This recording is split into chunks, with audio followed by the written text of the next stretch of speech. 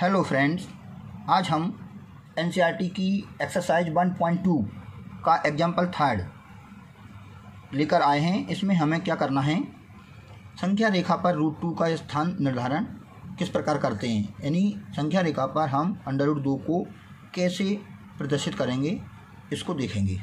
इसके लिए हम क्या करेंगे, सबसे पहले हमने एक संख्या रेखा खींची और उस पर कुछ बिंदु अंकित कर दिए बराबर बराबर दूरी पर, 0, 1, 2, 3, -1, -2। आप बराबर दोनों साइड में बराबर भी कर सकते हैं, क्योंकि इधर हमको संख्या रेखा पर जो √2 का बिंदु निरूपित करना है, इधर हमने ज़्यादा मान ले लिया, एक इधर -2 तक, इधर 3 तक, आप कितने भी ले सकते हैं। तो हमें मालूम है कि 0 से लेके 1 तक एक जो बराबर दूरी है, तो हमने यहाँ से दूरी 1 मान ली, 1 इकाई, 1 मीटर, 1 सेंटीमीटर, 1 मिलीमीटर, जो भी अपन ले सकते हैं।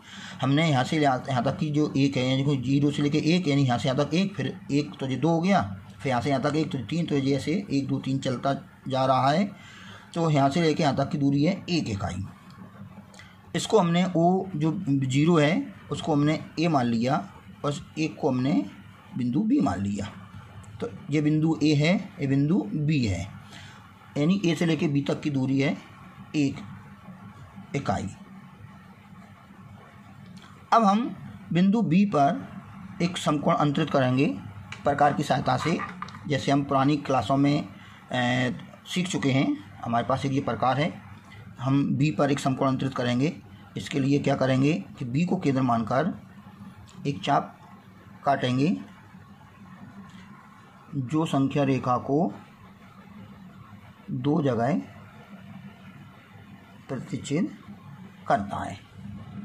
अब हम इसको यहाँ पर जो प्रतिच्छेद बिंदु है इसको केंद्र मानकर यहाँ पर एक चाप काटेंगे और यहाँ पर एक चाप काटेंगे। इस कटे हुए चाप प्रतिच्छेद बिंदु से पुनः एक चाप इधर काटेंगे और एक चाप इधर काटेंगे। देखिए जैसे हम कर रहे हैं बिल्कुल वैसे ही आपको या इस कटाई बिंदु को अपन कुछ बिंदु मान सकते हैं। इसको यदि ए भी है, इसको अपन सी मान लें, कोई दिक्कत नहीं, कुछ भी बिंदु मान सकते हैं। तो बी और इस सी को हमने मिलाया, तो इस स्केल की सहायता से हम बिंदु बी को सी से मिलाते हुए आगे बढ़ा देते हैं। तो इस प्रकार से हमारा ये बी सी इस संख्या रेखा एल मान लें इसको, इस पर एक समकोण अंतरित हो गया। अब चूंकि ए से लेके बी तक की दूरी 1 थी, तो हम ए से लेके बी तक की दूरी के बराबर ही इस समकोण पर एक चाप काटेंगे। तो हम देखें कि ओ ये ए और बी, इसको आप देख सकते हैं, मैंने इतनी दूरी ली है ए से लेकर बी तक। इसको आप स्केल से भी नाप सकते थे। हमने यहाँ से इधर दूरी ली है इंच के बराबर, ये देखो एक दूरी यहाँ से यहाँ तक 1।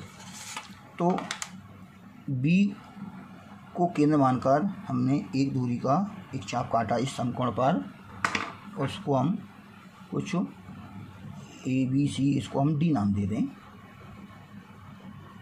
और इस ए और डी को मिला दें। ए को और डी को मिलाने से हमें ए बी डी एक समकोण त्रिभुज प्राप्त हो जाता है। ए बी डी इस समकोण त्रिभुज में हम पाइथागोरस प्रमेय लगाएं।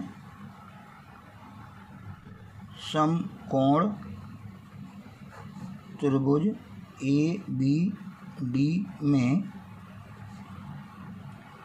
पाइथागोरस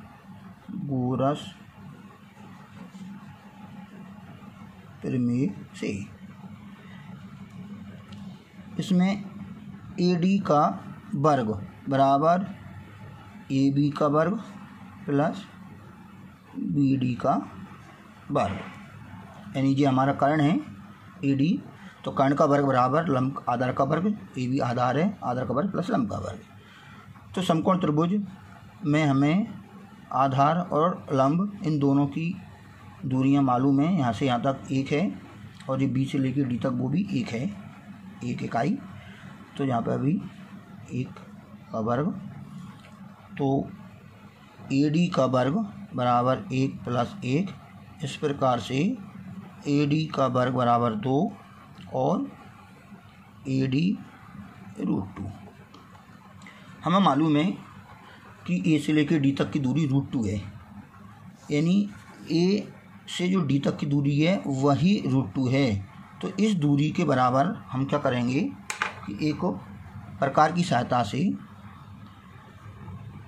O और D, OD के बराबर ये AD, वो नहीं है, वो मूल 0 है वो, तो O जैसा लग रहा है, A माना था इस बिंदु को, तो AD, तो AD के बराबर की हमने त्रिज्या ले ली और उसको हमने एक आर्क लगाया AD के बराबर। तो AD के बराबर एक चाप लगाया जो संख्या रेखा को काटता है।